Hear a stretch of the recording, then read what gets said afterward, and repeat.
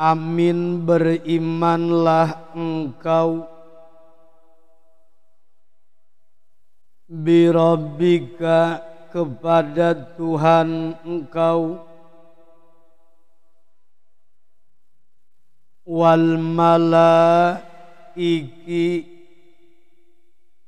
dan kepada para malaikat, wal kutubi, dan kepada kitab-kitab, wal anbiya'i, dan kepada para nabi, wa biyaumin, dan pada hari yafna, yang akan musnah, apa al-alamu, seluruh alam. Baca semuanya.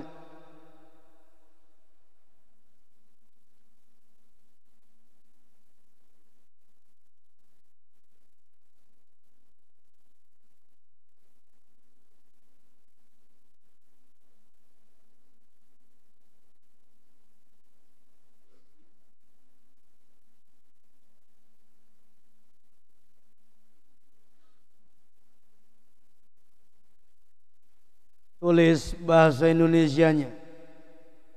Iman ke Allahnya, malaikat kitabnya, para nabi, serta hari hancur alamnya. Iman ke Allahnya, malaikat kitabnya, para nabi, serta hari hancur alamnya. Barang iman malaikat kitabnya, para nabi, hancur alamnya. Bismillahirrahmanirrahim. Dzakara an-nazim fi hadzal baiti khamsa su'abin. Di dalam syair yang kedua milik Syekh Zainuddin Al-Malibari, beliau Syekh Zainuddin Al-Malibari dalam satu syair ini menjelaskan tentang 5 cabang iman. Kemarin beliau sampaikan bahwa cabang iman ada berapa? Cabang iman itu ada 77. Paling utama, paling afdol cabang iman apa? Paling afdol cabang iman adalah la ilaha illallah. Sedangkan wa adnaha, kata Nabi, cabang iman yang paling rendah adalah imatatul adza anit thoriq, menyingkirkan bahaya, menyingkirkan duri, menyingkirkan batu di jalan. Itu adalah paling rendahnya iman. Maka Abi sampaikan kemarin, yang melihat ada kotor di masjid, yang melihat ada sampah di hadapan matanya, apalagi masjid dipakai makan, banyak sisa-sisa nasi tapi enggak mau nyapu, di jalan bekas jajan di koperasi nggak mau buang sampah pada tempatnya, yang begitu tuh keluar dari adna, keluar dari paling rendahnya iman, sudah nggak ada imannya, hilang daripada serendah-rendahnya iman. Kenapa? Karena tidak tergerak melihat kertas di hadapan matanya numpuk, berserakan, sampah di mana-mana. Jadi kalau santri yang tahu tentang dalil kebersihan, santri yang tahu paham tentang dalilnya an-nadzafah minal iman, tetapi tidak pernah rapi, tidak pernah bersih, berarti sudah tidak ada iman di dalam dirinya. Wong serendah-rendahnya iman membuang duri di jalan, membuang sampah, menjaga kebersihan. Fasyu'batul ula al-iman bi annallaha ta'ala wahidun. Cabang iman yang pertama, dikatakan Syekh Jainuddin Al-Malibari, amin birabbika, berimanlah kepada Tuhanmu. Bagaimana cara iman kepada Tuhan kita? Bagaimana cara iman kepada Allah? Maka jawabnya kata beliau, bi annallaha ta'ala wahidun, bahwa Allah subhanahu wa ta'ala itu satu, la syarika lahu, bahwa tiada sekutu bagi Allah. Iman kepada Allah dengan cara meyakinkan di dalam hati kita bi annallaha ta'ala wahidun, bahwa Allah subhanahu wa ta'ala itu satu. Bahkan di dalam ayat Al-Quran tadi dikatakan fa'lam, di dalam surat Muhammad ayat 19, fa'lam, maka ketahuilah bahwa sesungguhnya tidak ada ilah, tidak ada Tuhan, tidak ada sembahan selain daripada Allah. Ini kelasnya kelas sorob, tahu nggak? Kelas sorob tahu definisi atau alasan kalau ada kitab diawali dengan kalimat i'lam menunjukkan apa? Menunjukkan apa? Idza btudiyal kitabu bilafzi i'lam. Kalau ada sebuah kitab, kalau ada sebuah kajian diawali dengan kata i'lam, itu menunjukkan tadullu ala syubati makna, menunjukkan pada sulit maknanya, sulit maksudnya dalam sekali bahasannya. Termasuk ayat Al-Quran surat Muhammad ayat 19. Di ayat 19 diawali dengan fa'lam, ketahuilah olehmu annahu la ilaha illallah, betapa tidak ada Tuhan selain Allah. Itu bahasan kajiannya, kajian tauhid yang begitu dalam. Bahkan puncak daripada kajian ilmu tauhid adalah tentang keesaan Allah, tentang wahdaniyatna Allah. Jadi jangankan kemudian apa? Jangankan kemudian Al-Quran, wong kitab saja diawali fa'lam sulit, apalagi makna Al-Quran fa'lam annahu la ilaha illallah. Jadi menunjukkan tadulu ala syubati maknahu, menunjukkan akan betapa sulit, betapa dalam maknanya. Maka kalimat la ilaha illallah itu menunjukkan bahwa lafaz la ilaha illallah memuat akidah yang luar biasa. Ada namanya akidahnya akidah uluhiyah.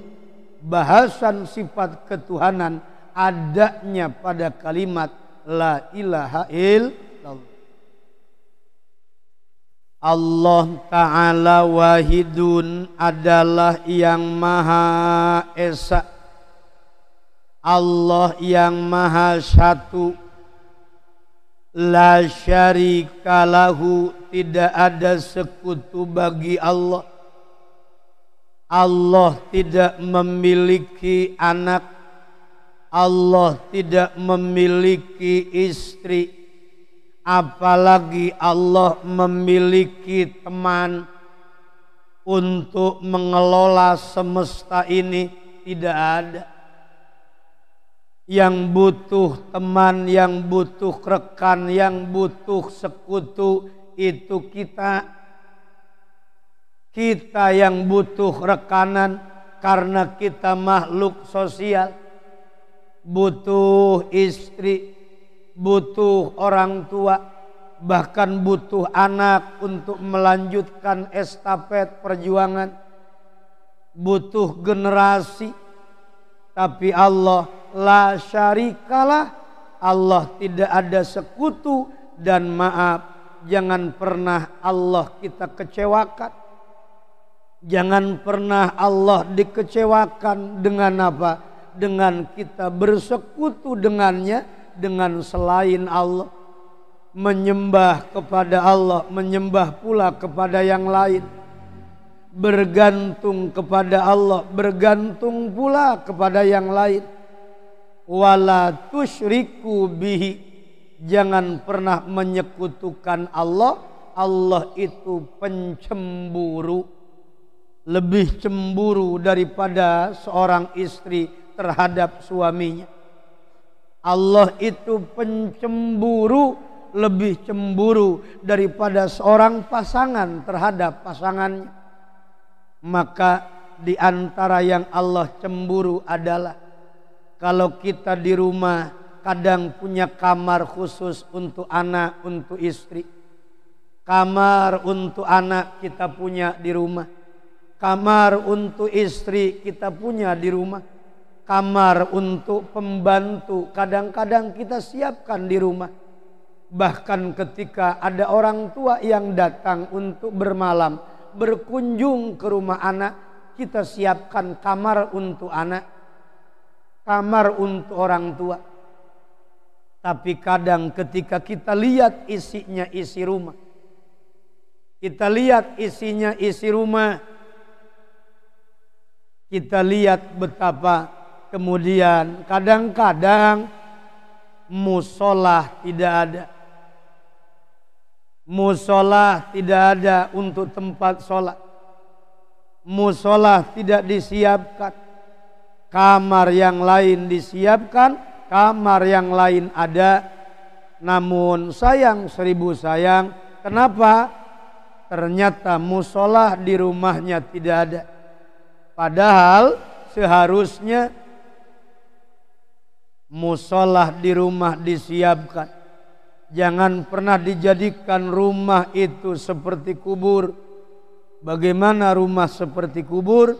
Rumah seperti kubur, rumah yang di dalamnya tidak pernah dipakai sholat sunat. Rumah yang di dalamnya tidak pernah dipakai baca Quran. Maka rumah itu tergolong, kata Nabi, rumah yang seperti kubur.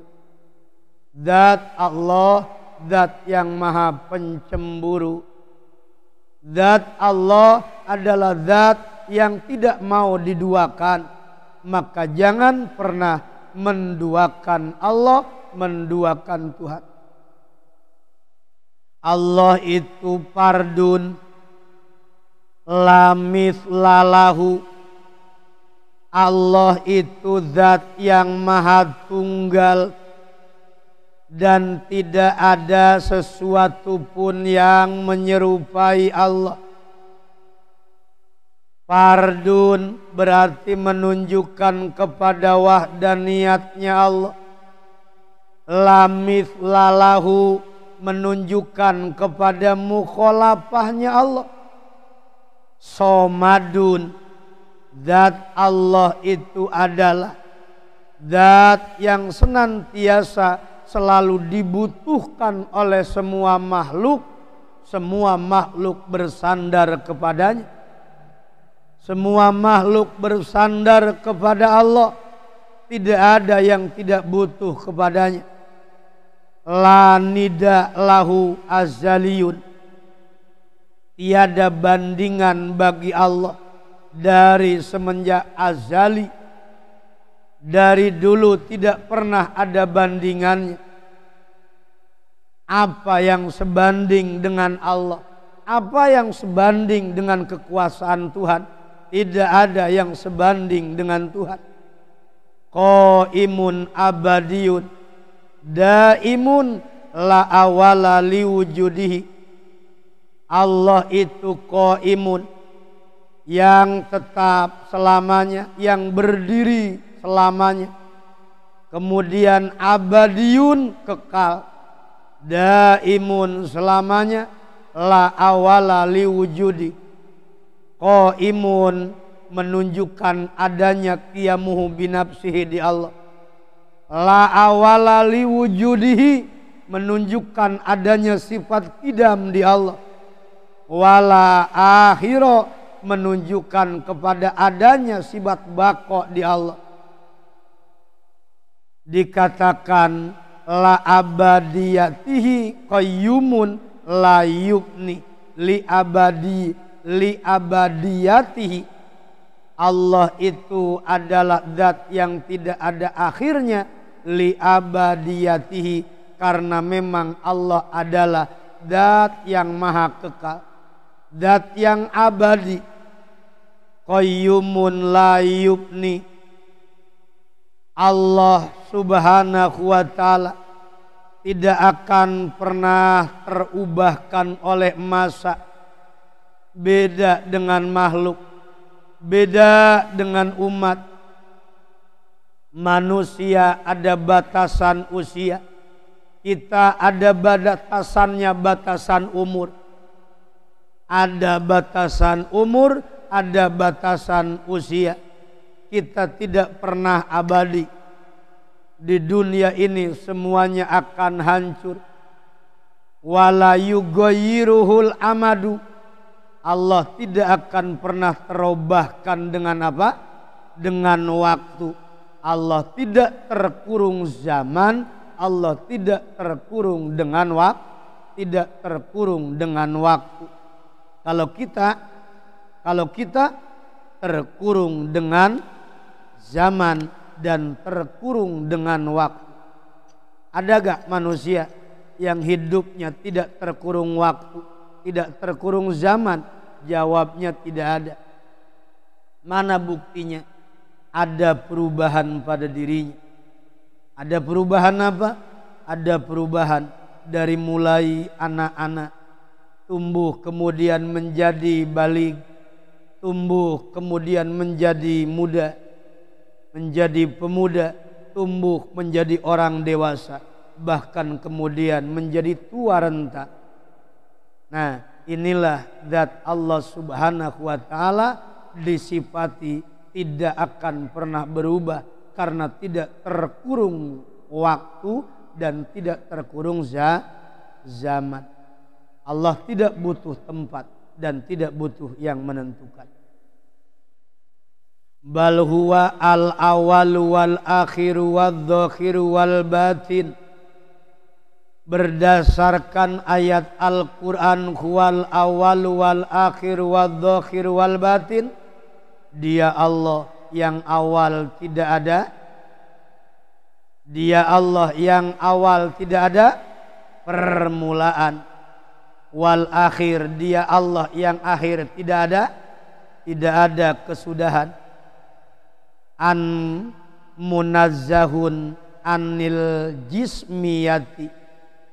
Allah subhanahu wa ta'ala yang zahir, Allah yang batin, tersucikan anil jismiyati, dari sifat-sifatnya jismi, sifat-sifat jasmani.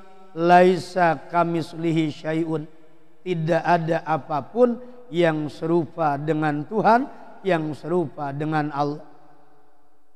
Cabang iman yang pertama adalah iman kepada Allah. Yang nomor kedua wasyu'batus tsaniyatu.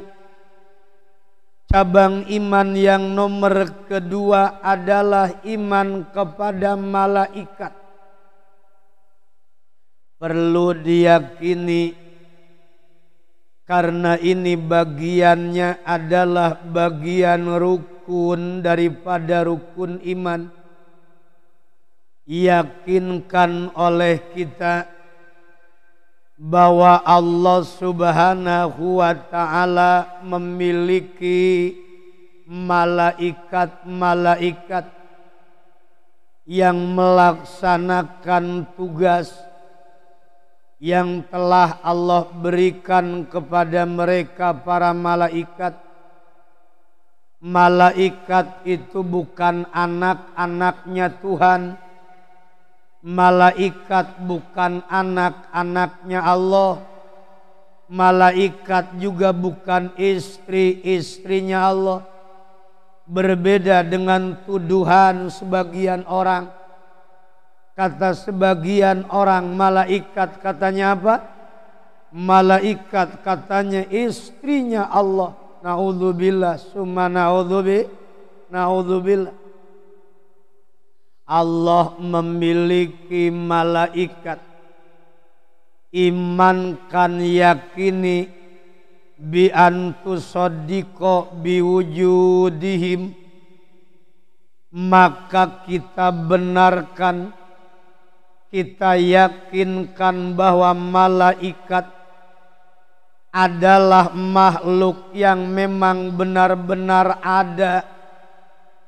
Tusaddiqa biwujudihim, dan yakinkan pula wa bi annahum ibadun mukramun, mereka malaikat adalah hamba-hamba Allah yang dimuliakan.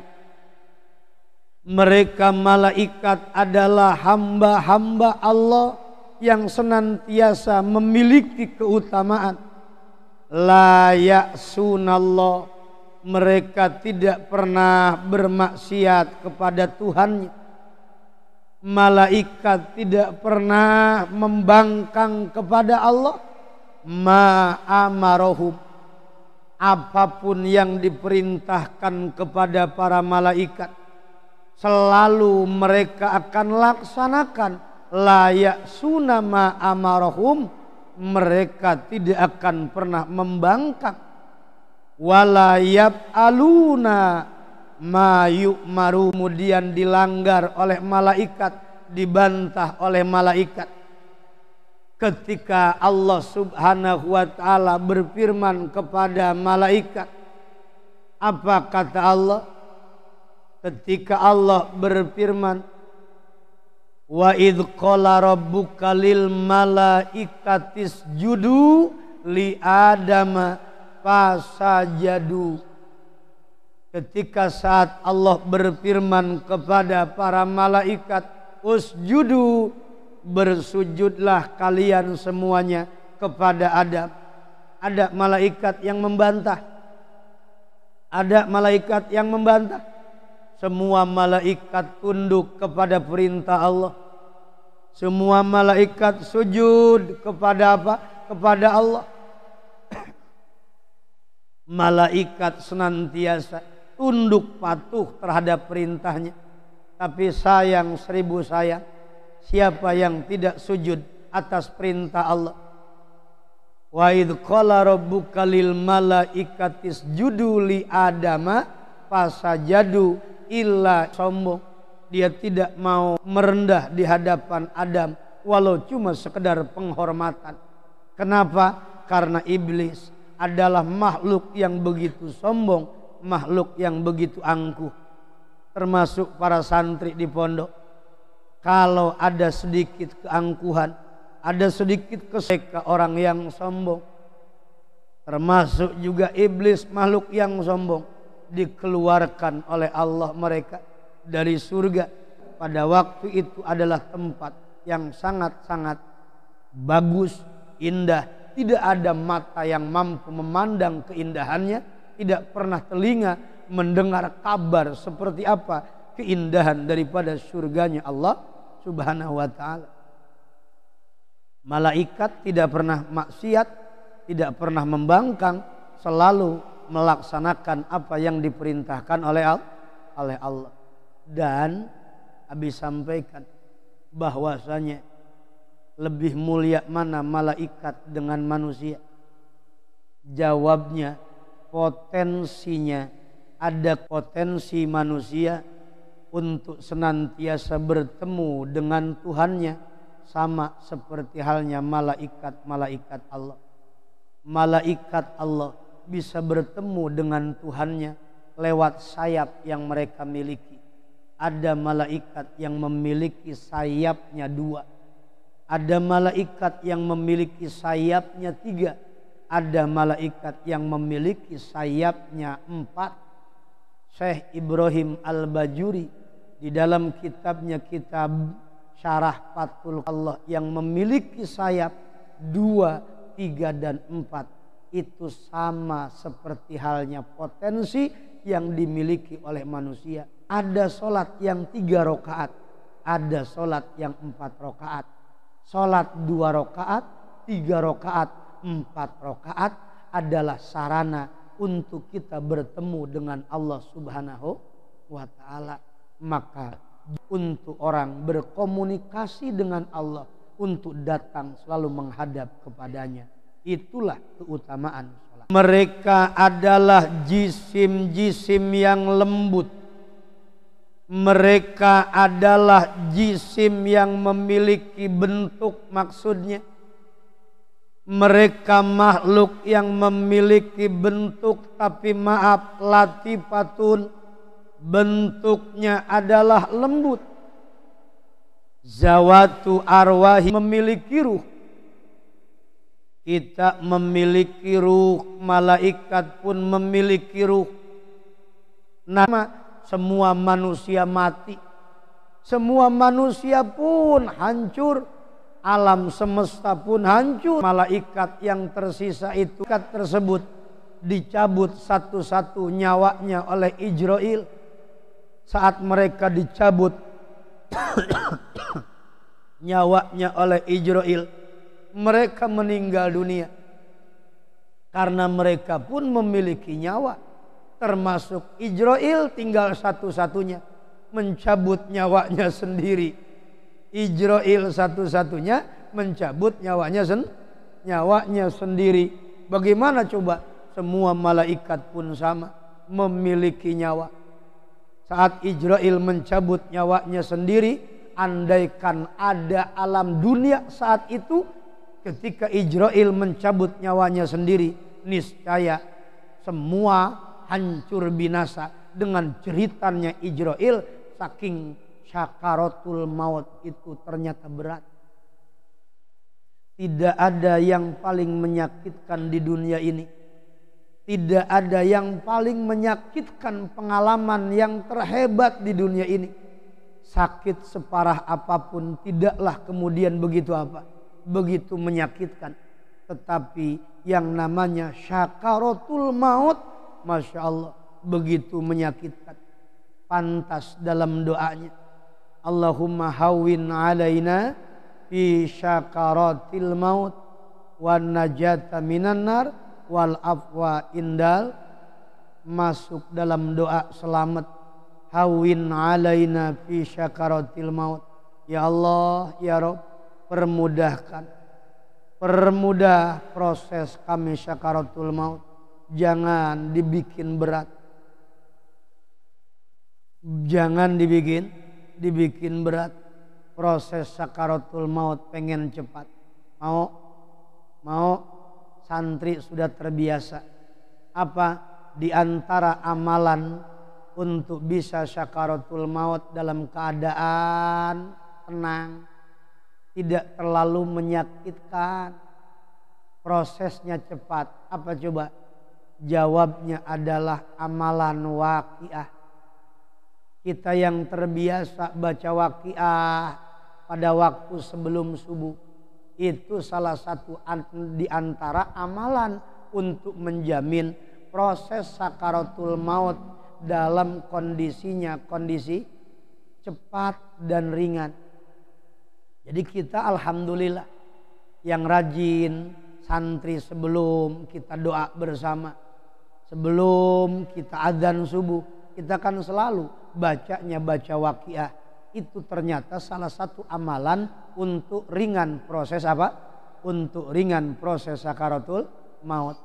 Makanya ibu-ibu, bapak-bapak di luaran sana, kalau ingin proses sakaratul maut kita ringan, maka baca surat waqiah sebelum datang waktu subuh. Ternyata surat waqiah nggak keburu dibaca sebelum subuh, bacanya baca setelah subuh. Setelah subuh nggak keburu baca waqiah, ternyata apa? Ternyata nggak ada waktu. Ini kayaknya alasan. Ba'da subuh bukan nggak ada waktu, bukan sibuk, tapi ba'da subuh nggak keburu baca waqiah karena memang kagak bisa baca Qur'annya. Wong Iqra-nya aja kagak tamat. Terus kalau kagak bisa baca waqiah sebelum subuh, baca waqiah setelah subuh nggak bisa, ngapain atuh? Yang penting jangan tidur habis subuh. Ngapain? Ngopiah. Jadi yang penting pada subuh ngopiah. Jangan pernah subuh itu tidur. Jangan pernah ba'da subuh itu tidur. Kenapa sebabnya? Ternyata orang yang ba'da subuh suka tidur, mewarisnya mewaris kefakiran.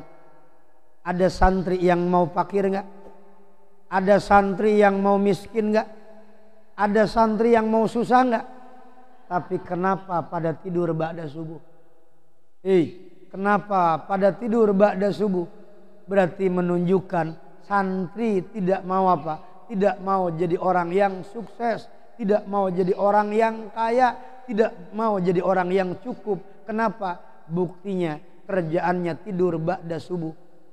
Sejelek-jeleknya santri, boleh dikatakan yang masa depannya suram adalah yang selalu tidur ba'da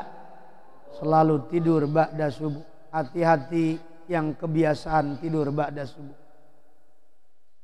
Ja'alallahu lahum kuwatan ala tasyakkuli bi askalin mukhtalifatin hasanatin. Allah menjadikan bagi mereka kemampuan untuk merubah bentuk dengan berbagai bentuk. Tuh, lihatin. Malaikat ternyata mampu merubah bentuknya.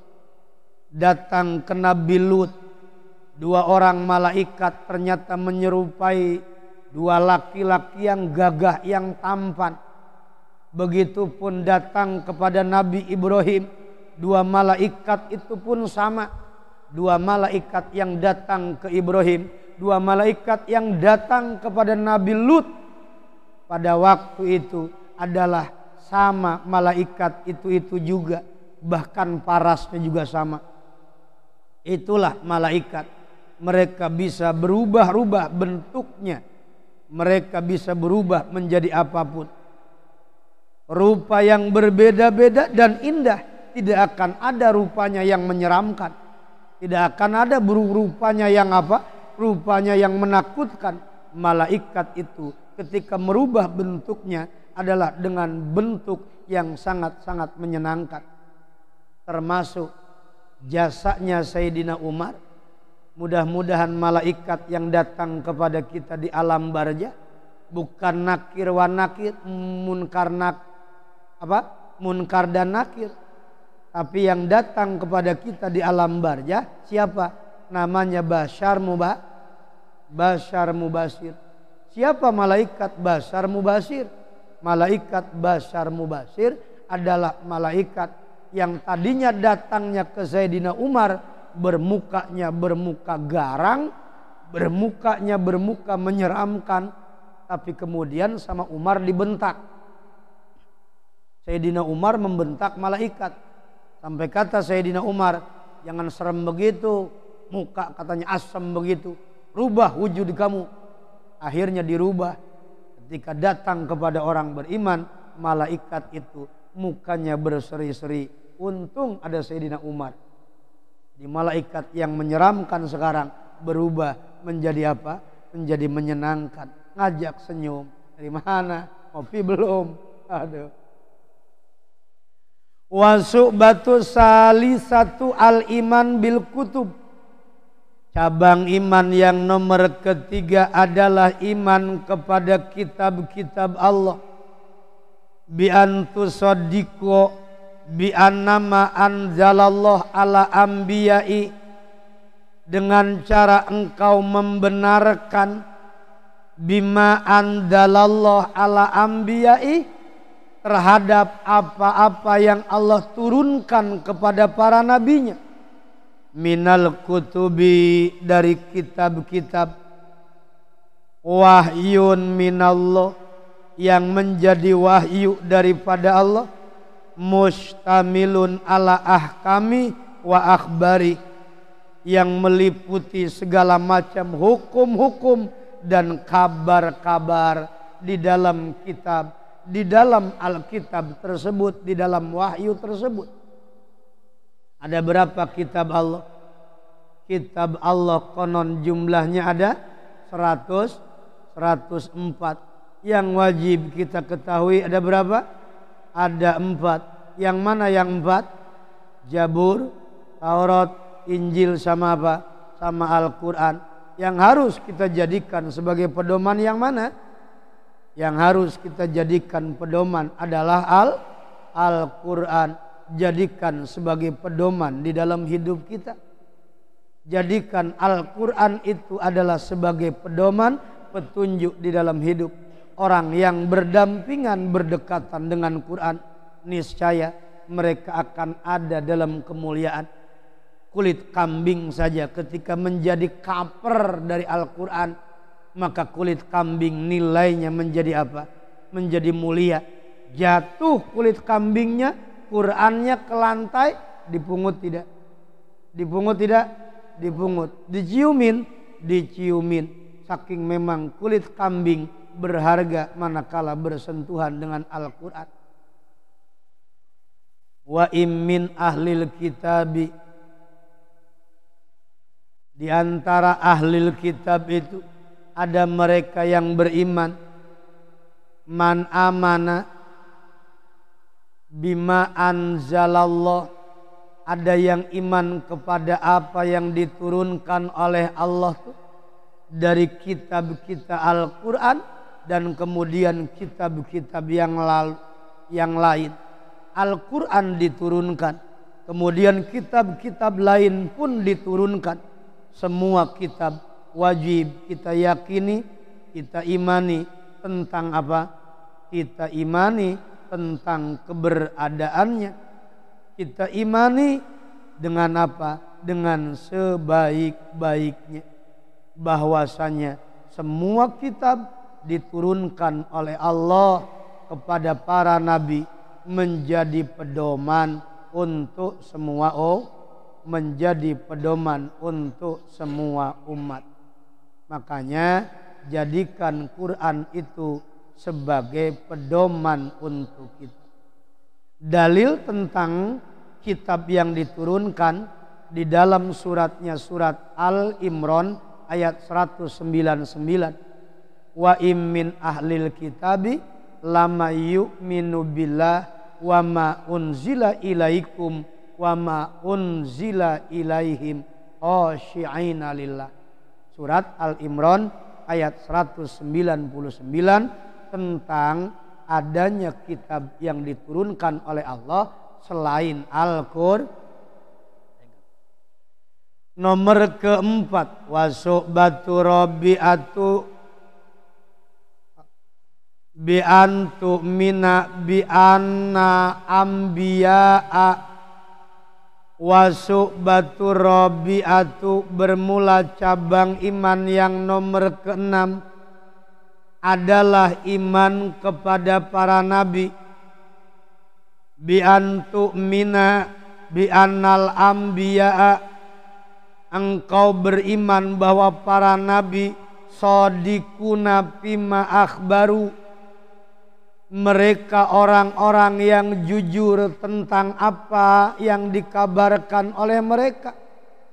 Anillahi ta'ala, dari Allah. Fima akhbaru bihi, apa yang mereka sampaikan, apa yang mereka bawa, semuanya benar, datangnya dari Allah. Wa anna minkum man arsalahum ilal khalqi, bahwa di antara para nabi ada orang yang diutus untuk memberikan hidayah, petunjuk kepada makhluk. Di antara berapa?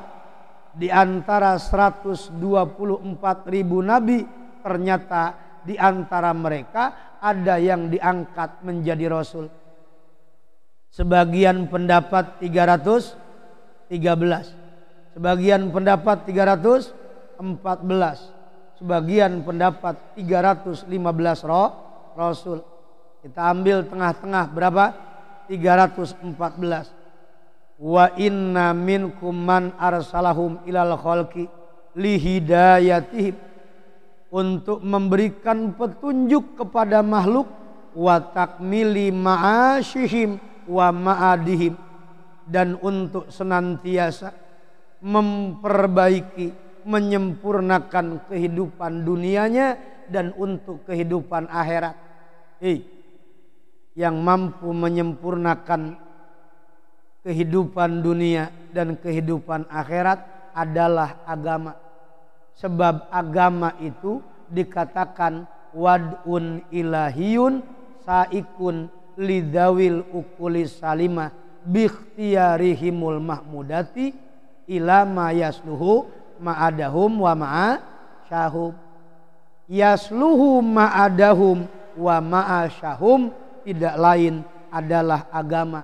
Makanya para nabi dan rasul mengajarkan kepada mereka tentang beragama yang mampu menjamin kebahagiaan dunia dan akhir. Bahkan bukan cuma itu, wa ayyadahum bil mu'jizat, para nabi dan rasul dikuatkan dengan mukjizat. Kenapa? Mukjizat fungsinya apa? Adalati ala sidqihim. Mukjizat adalah yang menunjukkan alias bukti bahwa para rasul adalah orang-orang yang jujur. Faballagu anhu ta'ala risalatahu wa bayyanu lil mukallafina ma umiru bibayani.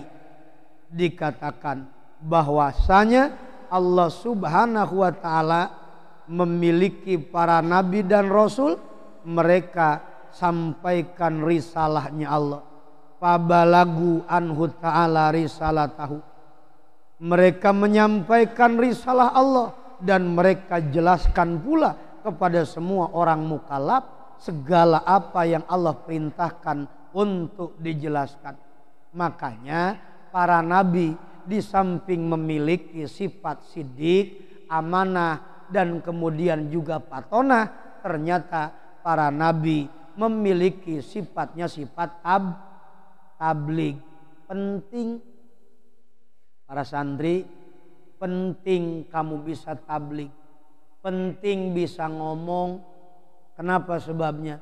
Punya ilmu banyak gak bisa ngomong percuma. Punya ilmu banyak ternyata gak bisa menyampaikan juga percuma. Makanya belajar di pondok jangan lupa selalu bermudzakarah. Belajar di pondok jangan lupa selalu bermudzakarah. Keluar dari kelas, mudzakarahkan ilmu. Belajar berpidato, menyampaikan lewat diri kita sendiri walaupun tidak ada jamaah. Gak usah bilang jamaah, jemaahnya kan kagak ada.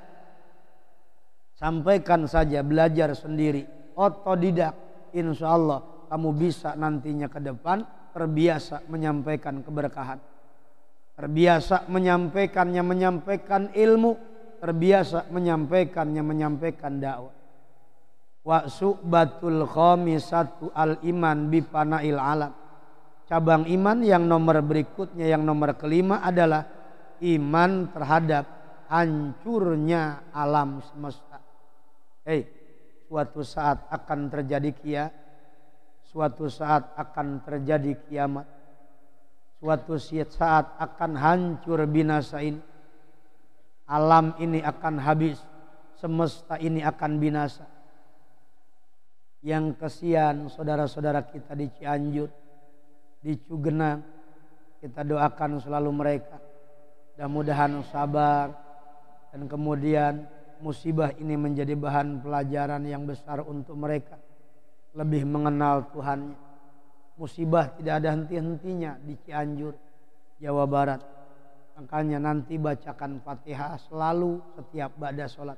Kenapa? Miris keadaan mereka yang menjadi korban. Saudara-saudara kita di Cianjur, daerah Cugenang itu, mereka tinggal di tenda-tenda, mengkhawatirkan sekali, khawatir. Itu bipanail alami ad-dunyawi al-ulwa wasufla. Hancurnya musnah alam dunia, baik dunianya dunia atas maupun dunianya dunia bawah. Dunia atas berarti langit, dunia bawah berarti tanah. Wabil yaumil akhiri, beriman kepada hari akhir. Ma'amas tamala alaihi minal jaja wal hisab. Iman kepada hari akhir bukan cuma sekedar bicaranya iman kepada kehancuran alam semesta, termasuk urusan-urusan yang terkait dengan hari akhir, mana seperti adanya jajak pembalasan, wal hisab seperti adanya hisaban, wal mizan dan adanya timbangan, wasirat menjembat siratal mustaqim, wal jannati wan nar adanya surga dan neraka. Iman kepada hari akhir bukan cuma bicara ihwal tentang hancurnya semesta. Iman kepada hari akhir seharusnya kita siapkan dari sekarang. Mempersiapkan diri, memperbanyak amal. Kenapa? Proses hari akhir itu banyak dan panjang.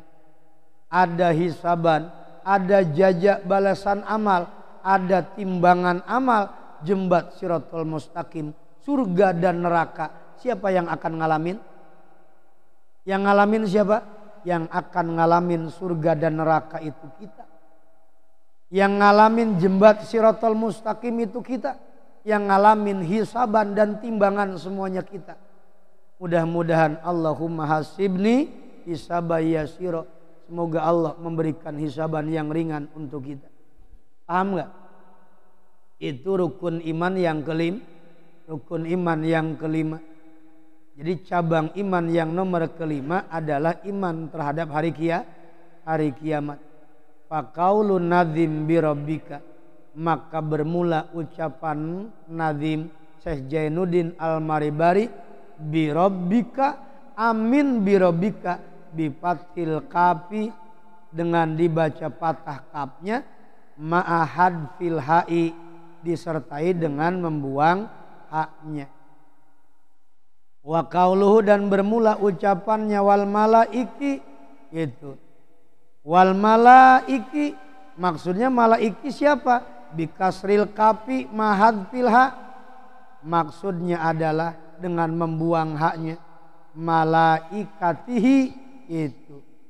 Kemudian juga wa qauluhu wa bil yaumi, lafad yaumi bil jari, dengan dibaca jr dibuang tanwinnya, wa huwa afsahu, lafad wa bil yaumi jangan pakai tanwin, itu lebih bagus.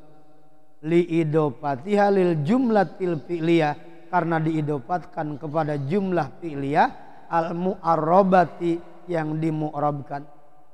Wa yajuju banauha, bahkan boleh katanya dibikin mabni, tidak berubah, alal fathi, fi mahali jarin. Alal fathi mabninya mabni patah, fi mahali jarin mahalnya mahal JR. Jadi tingkahnya tingkah apa? Tingkahnya tingkah nasab, tingkahnya nasab. Mabninya mabni patah, menepati pada mahalnya mahal JR. Qala an-nadhim. Wal ba'thi wal qadari al jalili wajam ina. Cukup untuk kajian kita pagi ini satu saja bait tentang amin birobika, yaitu cabang iman yang pertama dan cabang iman yang sampai kelima. Untuk mengakhiri kita baca bareng. Amin birobika wal malaiki wal kutub wal anbiya wa biyaumi yafnal alamu. Ayo, imannya malaikat, kitabnya, para nabi serta hari hancur alamnya. Wallahu a'lam.